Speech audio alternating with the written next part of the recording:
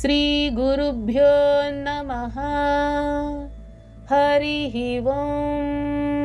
అందరికీ నమస్కారం.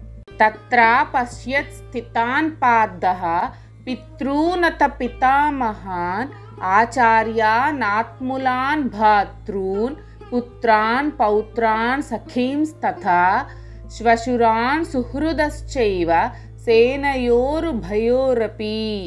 తత్ర అంటే అచ్చట అని, అపశ్యత్ అంటే చూచెను అని, స్థితాన్ అంటే నిలబడి ఉన్నా అని, పార్థః అంటే అర్జునుడు అని, పితృన్ అంటే తండ్రులను అని, అత అంటే కూడా అని, పితామహాన్ అంటే తాతలను అని, ఆచార్యాన్ అంటే గురువులను అని, మాతులాన్ అంటే మేనమామలను అని, భాతృన్ అంటే సోదరులను అని, పుత్రాన్ అంటే కుమారులను అని, పౌత్రాన్ అంటే మనుమలను అని, సఖీన్ అంటే మిత్రులను అని, తత అంటే అట్లే అని, శ్వశురాన్ అంటే మామలను అని, సుహృదః అంటే శ్రేయోభిలాషులను అని, చ అంటే కూడా అని, ఏవ అంటే నిశ్చయముగా అని, సేనయోరు భయోహో అంటే రెండు సేనల అని, అపి అంటే ఎందును అని.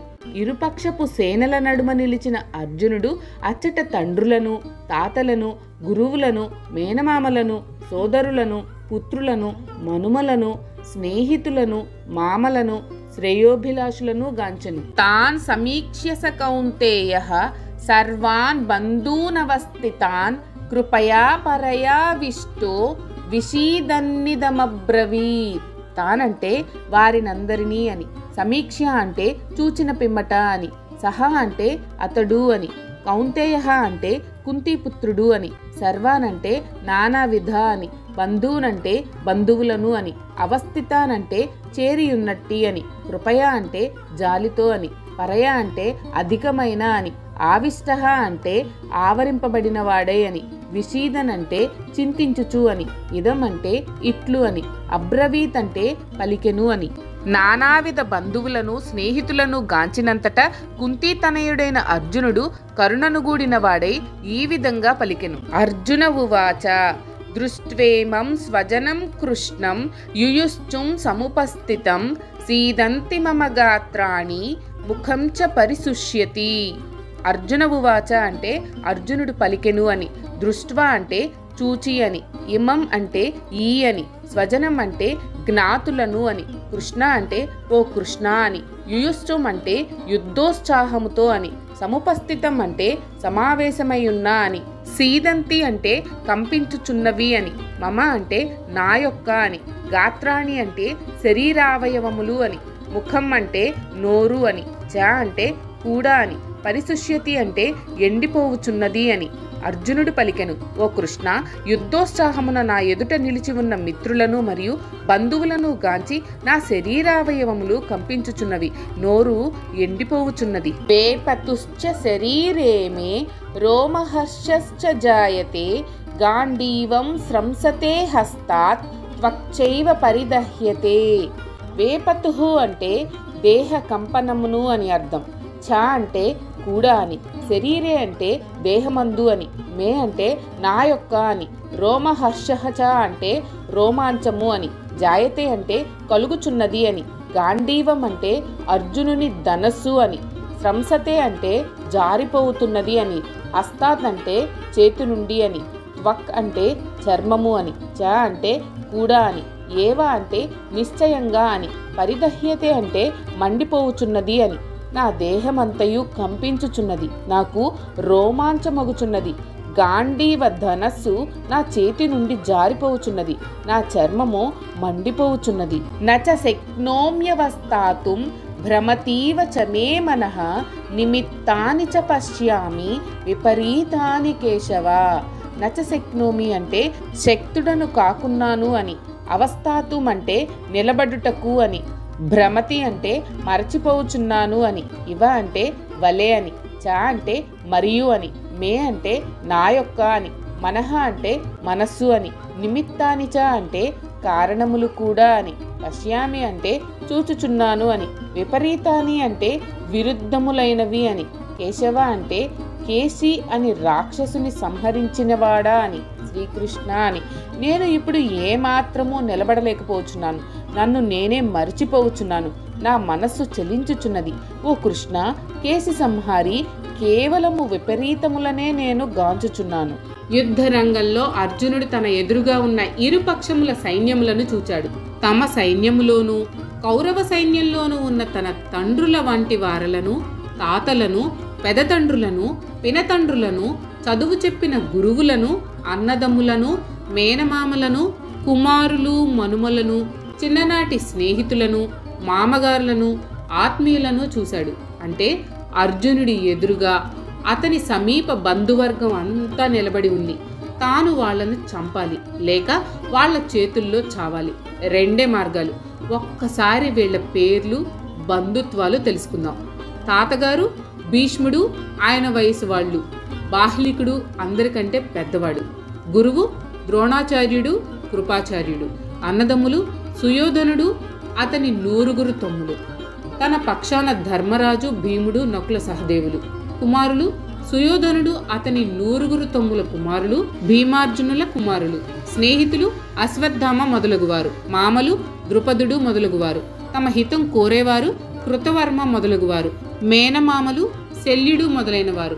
అర్జునుడు తన చిన్నప్పుడు తాత భీష్ముని ఒడిలో కూర్చొని చిట్టిపొట్టి కబుర్లు చెప్పాడు. విల్లు పట్టుకోవడం నేర్పింది కృపాచార్యుడు. అస్త్రశస్త్ర ప్రయోగం నేర్పింది ద్రోణుడు. కూతుర్ని ఇచ్చింది ద్రుపదుడు. సాత్యకి తన శిష్యుడు. అశ్వత్థామ చిన్ననాటి స్నేహితుడు. ఎంత వెతికినా వీరిలో తనకు శత్రువు అనేవాడు కనిపించలేదు. తనకు వారితో శత్రుత్వం ఉంటే కదా వారిని చంపడానికి. శత్రుత్వం లేకుండా వారిని ఎలా చంపగలడు? ఎక్కడ చూసినా, ఎటు చూసినా తనకు ఏదో ఒక విధంగా బంధుత్వం ఉన్నవారే కనపడుతున్నారు. కానీ కనీసం ఒక్కడు కూడా పరాయివాడు అన్నవాడు కనిపించడం లేదు. యుద్ధం అంటూ జరిగితే వీళ్ళంతా తన చేతిలో చస్తారు, ఒక్కరూ మిగలరు. ఇప్పుడు ఎలాగా అనే ఆలోచన రాగానే అర్జునుడిలో భయం కలిగింది. వణుకు పుట్టింది. శరీరం గగురు పొడిచింది. కరుణ, జాలి, దుఃఖములన్నీ ఒకేసారి కలిగాయి. మరలా ఒకసారి అందరినీ తేరిపారా చూచాడు. దుఃఖం ఆగలేదు. మనసంతా కరుణ, జాలి, దుఃఖము, విషాదంతో నిండిపోయింది. తాను వీళ్ళందరినీ చంపాలి అనే ఆలోచన రాగానే గుండె బరువెక్కింది. ఇరుపక్షాలలో లక్షల కొద్దీ సైనికులున్నారు. వాళ్ళెవరో కూడా తనకు తెలీదు. కేవలం పొట్టకూటి కోసం సైనికులుగా చేరారు. అయ్యో, వీళ్ళందరూ ఏ పాపం చేశారని వీళ్లను నేను చంపాలి? వీళ్ళంతా ఈ యుద్ధంలో చస్తే వీళ్ల భార్య, బిడ్డలు, వృద్ధులైన తల్లిదండ్రుల గతేమిటి అనే కరుణ, దయ, జాలి మనసంతా నిండిపోయింది. తన భావాలు ఎవరితో చెప్పుకోవాలి? ఎదురుగా కృష్ణుడు ఉన్నాడు. తల ఎత్తి కృష్ణుడిని చూసి ఇలా అన్నాడు. కృష్ణ, అందరినీ చూశానయ్యా. నా సైన్యాన్ని చూశాను, కౌరవ సైన్యాన్ని చూశాను, నా వాళ్లను చూశాను, ఎదుటి పక్షంలోని వాళ్లను చూశాను. ఇంకాసేపట్లో యుద్ధం మొదలవుతుంది. వీళ్ళంతా ఒకరితో ఒకరు కొట్టుకుని చస్తారు, లేకపోతే నా చేతిలో చస్తారు. ఇదంతా అవసరం అంటావా? నా తాతలు, గురువులు, స్నేహితులు, తండ్రులు, కుమారులు నా చేతిలో చస్తారు అనే మాట తలుచుకుంటేనే ఒళ్ళంతా చెమటలు పడుతున్నాయి. భయంతో వణికిపోతున్నాను. నోరు ఎండిపోతూ ఉంది. నిలబడలేకపోతున్నాను. కళ్ళు తిరుగుతున్నాయి. కృష్ణ, ఇదేంటయ్యా? నా గాంధీవం కూడా చేతిలో నిలవడం లేదు. జారిపోతూ ఉంది. అస్త్రములు గుర్తుకు రావడం లేదు. నాకు ఏమైంది? ఏదో భ్రమ కలుగుతూ ఉంది. చర్మం అంతా వణుకుతూ ఉంది. మనస్సు నిలకడగా ఉండడం లేదు. పిచ్చి పిచ్చి ఆలోచనలతో మనసంతా వికలమైపోతూ ఉంది. ఇంకా నా వల్ల కాదు. నా కాళ్ళు వణుకుతున్నాయి. నిలబడలేకపోతున్నాను. అన్నీ దుశ్శకునాలు కనపడుతున్నాయి. ఈ యుద్ధంలో మనకు విజయం కలిగే సూచనలు కనపడడం లేదు. విజయం కలగనప్పుడు ఇంతటి మారణ హోమం అవసరమా అని అనిపిస్తూ ఉంది. నా వాళ్ళు అందరూ చావడం తప్పనిసరి అని అనిపిస్తూ ఉంది. ఇది అంతా నేను భరించలేను. ఈ యుద్ధం మనకు ఏ విధంగా కూడా శ్రేయస్సును కలిగిస్తుంది అన్న నమ్మకం నాకు కలగడం లేదు. శ్రేయస్సు కలగని పని చేయడం వృధా కదా. ఈ శ్లోకాలు అర్జునుని మానసిక స్థితిని, శారీరక స్థితిని తెలుపుతున్నాయి. దీనికంతా కారణం సృజనం దృష్ట్వా, అంటే తన వాళ్ళను చూసి వాళ్ళంతా తన చేతిలో చస్తారేమో అనే మోహము, భ్రమ. మనలో కూడా సాధారణంగా పక్కింటి వాడికి కానీ, పక్క వీధిలో వాడికి కానీ ఏదన్నా జరిగితే అయ్యో పాపం అని ఊరుకుంటాం. అదే మనకు, మన కుటుంబీకులకు కానీ ఇసుమంత జరిగితే 3 లోకాలు ఒక్కటి చేసేస్తాం. నానా హడావిడి చేస్తాం. మానసికంగా ఆందోళన చెందుతాం. డాక్టర్ల వెంట, లాయర్ల వెంట, అధికారుల వెంట పరుగులు పెడతాం. నానాయాగి చేస్తాం. ఇదంతా దేని వలన జరిగింది అంటే ఒక్కటే జవాబు: నా వాళ్ళు, స్వజనం. ఇదే మనలనందరినీ మోహంలో పడేస్తుంది. అదే మోహంలో ఉన్నాడు అర్జునుడు. తన వాళ్లకు ఏమో జరిగిపోతుంది అని విషాదంలో మునిగిపోయాడు. ప్రాణమున్న ప్రతివాడికి భావోద్రేకాలు, కోరికలు, ఆశాపాశాలు, అనుబంధాలు ఉంటాయి తప్పవు. కానీ అవి మితిమీరితేనే ప్రమాదం. బుద్ధి, విచక్షణ, జ్ఞానం ఉపయోగించి వాటిని అదుపులో ఉంచుకోవాలి. అవి అదుపులో ఉంటే మానసిక సంఘర్షణ, మానసిక క్షోభ కలగదు. అదుపులో ఉంచుకోవడం మానవునికి సాధ్యం కాదు.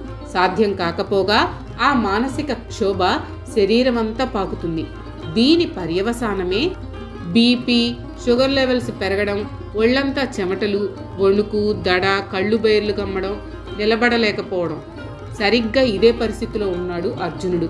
పోనీ అక్కడేమన్నా జరిగిందా అంటే ఏమీ జరగలేదు. ఇంకా యుద్ధమే మొదలవలేదు. ఎవరూ చావలేదు. అంతా క్షేమంగా ఉన్నారు.